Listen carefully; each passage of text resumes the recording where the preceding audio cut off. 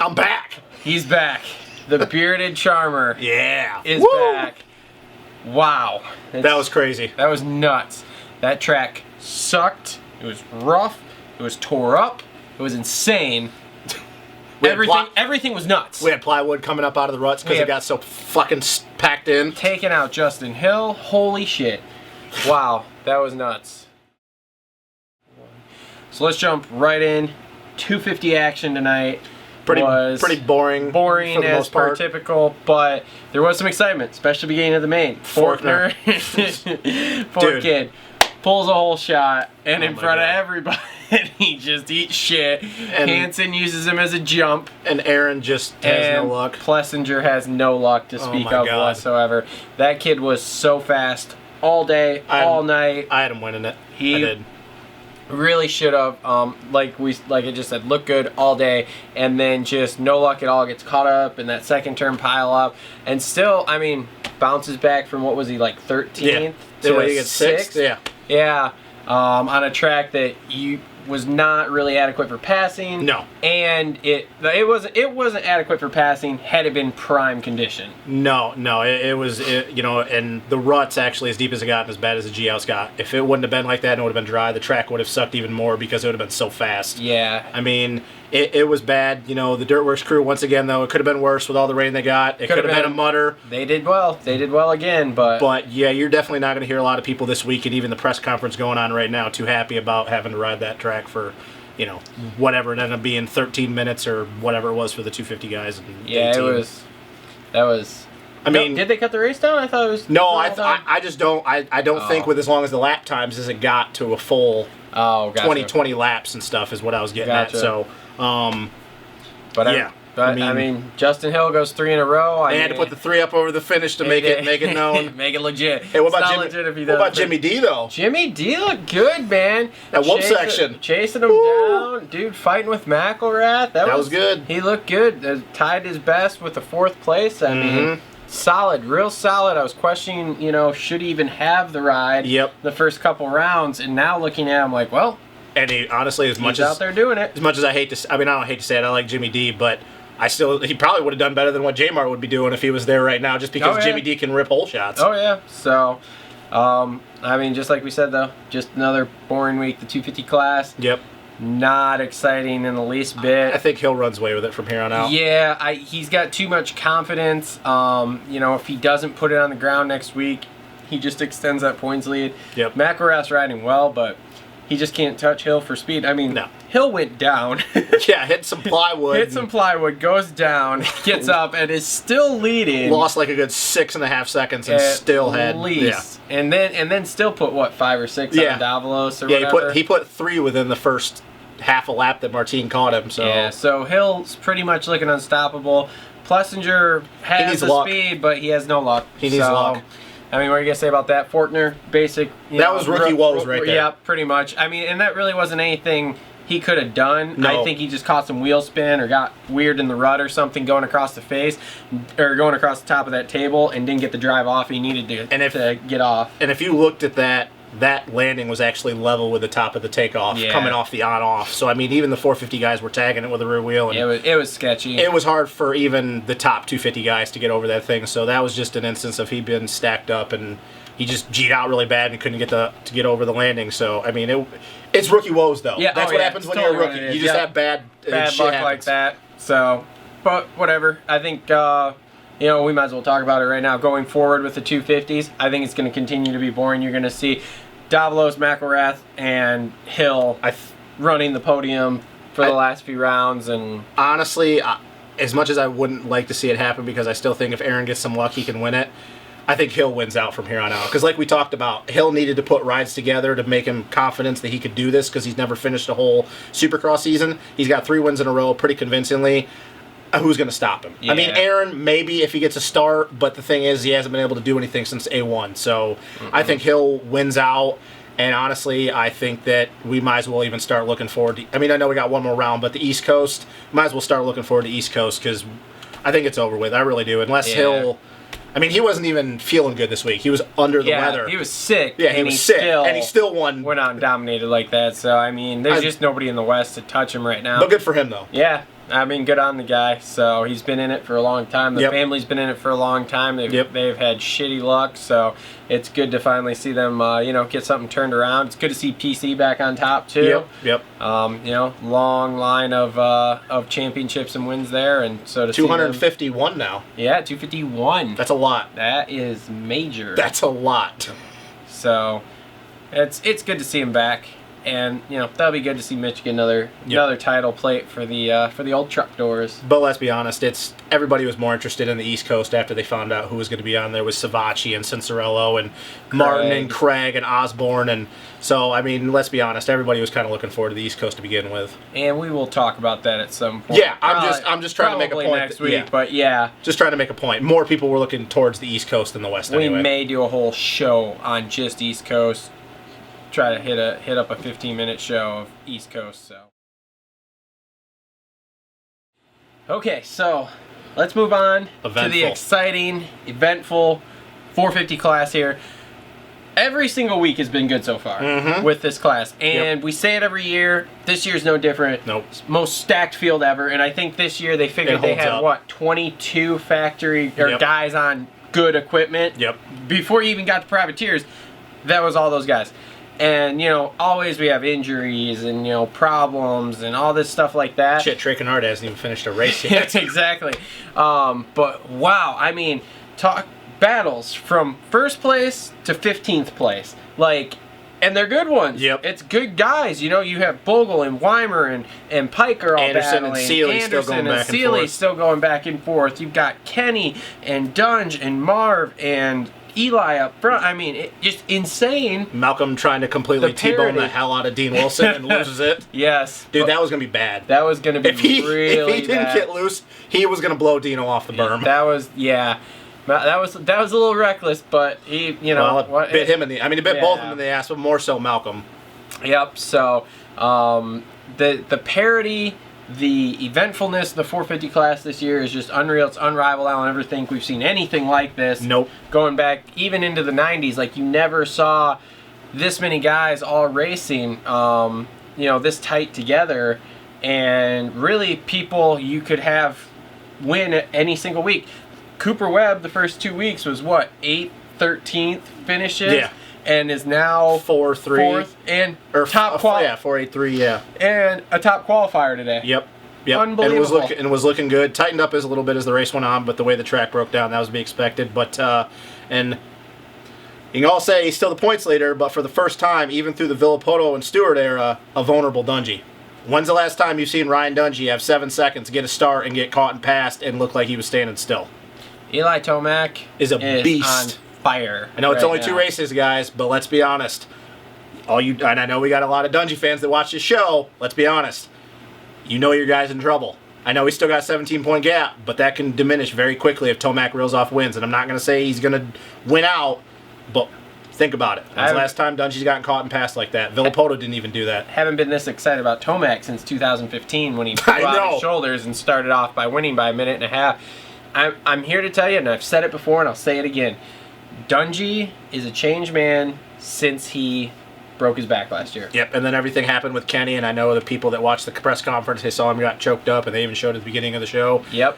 He's not the same Dungey, guys. Let's be honest, he's not. And I know everybody's gonna get on here and probably hate. Well, he still got. He does. Leave your hate comments at the bottom. All good. Like it. Click the dislike button. It's totally cool. It's cool. I know we really get them. Care. I mean, views are views. Doesn't matter. We got called faggots at one point, so that was kind of cool. But yeah. Anyway. Literally, the end of the race, my phone went off, and I don't remember the guy's name, but I got a comment on a video of, hey, talking about. Remember at the beginning of the year when I told you, oh, Tomac's gonna do this.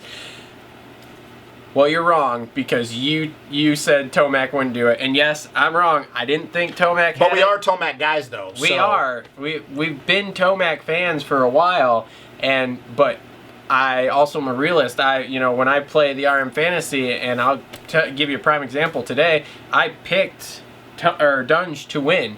Because I thought it was a safe bet. It always is. Dunge would win. And at the beginning of the race, I was like, well, here we go. I was right. He doesn't ride worth a shit all night. Yep. Whole shots the race. And gaps everybody by 7 seconds. And Tomac doesn't get a start, and he's fuddling around with Anderson and all those guys in the top 5. And All of a sudden, he gets around Cooper and he's got a clear track. And doing that 3-4 into the triple corner, quad, he gained about a half a second, maybe a lap. It's funny because his entry was so slow looking, he went so wide compared to everyone else. Because he could do it from the inside too. Because what he'd do would just be square that corner up, and then he'd do the little wheelie over the first one, and bounce himself over the triple, and then seat bounce the shit out of it for that quad. It was insane watching him do it, and he could do it lap after lap. Like, you saw Coop do it, and when I saw Coop do it when they were battling, I was like, uh-oh, like, he's not going to get Coop, because Coop figured that out, but Coop only did that one lap.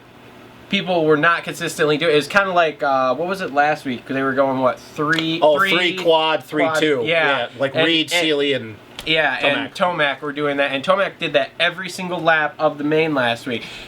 He finds those things like that. It's very, I don't. People are gonna hate this too. It's very Stewart-esque. It is though. Stewart would be the only guy that would do that stuff, and that's what would separate him from everybody else. Yep. So, yeah, no, I like where we're going with Tomac here. I think it's a good direction, and hopefully he's got it figured out. He's got confidence now. The cracks are starting to show in Dungey's wall. I don't think he's done. I don't think he's washed up. No, nobody's saying that. He's not going to win the rest of the year. But he's not the same guy, and everybody knows it. But if Tomac stays confident like this, it's going to be hard. I mean, Fro said it at the end of the broadcast tonight. He figures Tomac did a 30-second swing by going from starting 8th to winning by 8+ seconds. Well, let's be honest. Well, let's look at it. When he got around Coop, it was 6.2 to him and Dungey, and then the moment that he separated himself from Coop and had a little bit of a clear track where he didn't have to worry about Coop, running in on him or whatever, he dropped it down to 3.2 in a matter of a lap and a half. And that's on a one-line track. It wasn't one line, but it was one line for the main line is what he's getting at, guys. It wasn't one line. I've obviously broke down there was a lot of ruts, but the main line was to float to the outside because you could get a better drive coming into the corner to set up for the rut. In the rhythm sections, I mean, the inside with how rutted it got, and you G'd out, it just wasn't smooth to stay to the inside. You especially when you got into lappers. So it wasn't one line, it was one line for the fast guys. And considering how much the track broke down, it was not primed for passing. No. But that's Tomac style track. Yeah. It was rough. It was ruddy. It was broke down. It was soft in a lot of places. I mean, that was prime Tomac track.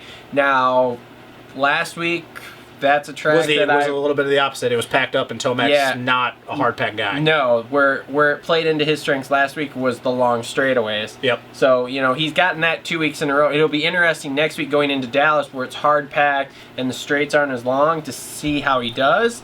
But with the confidence he's got, if they can make that bike even remotely do what he wants to, they're in trouble. And I don't know what what minute mark it was, but whatever he got in behind Anderson, and it was the right-hander after the rhythm section, after the start, where he hit the 3 rollers, where everybody was kind of going wheel tap, double over, and then hitting the triple.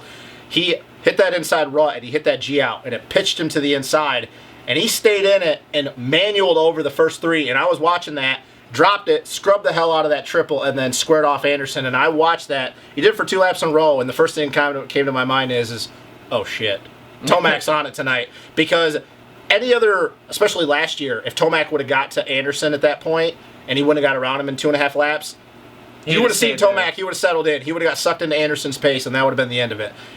It took him 3 laps, I think it was, to get around Anderson, and he still caught Dungey. So, once again, Dungey, that doesn't happen to him. His pace was to go forward, which is nice to see because he was not a go-forward guy. He was I'm going to settle in behind this person and I'm stuck. As much as he was faster than people, that was his thing. So this is nice to see. It is. I know it's still 17 points, but once again, guys, it's early. We're 5 rounds in is all. If you're a Dungey fan, I'm just saying you might want to be, anything can happen. It's been proven so far, but you might want to be a little bit worried because a confident Tomac, we all know what he can do when he gets on a roll. And if he wins this next weekend, I don't know. It's going to be interesting because it's not sealed in the bag. First time I think I've ever said that with the Dungey lead like this. I don't think I've ever said that with Dungey's had 10 points on second, let alone 17.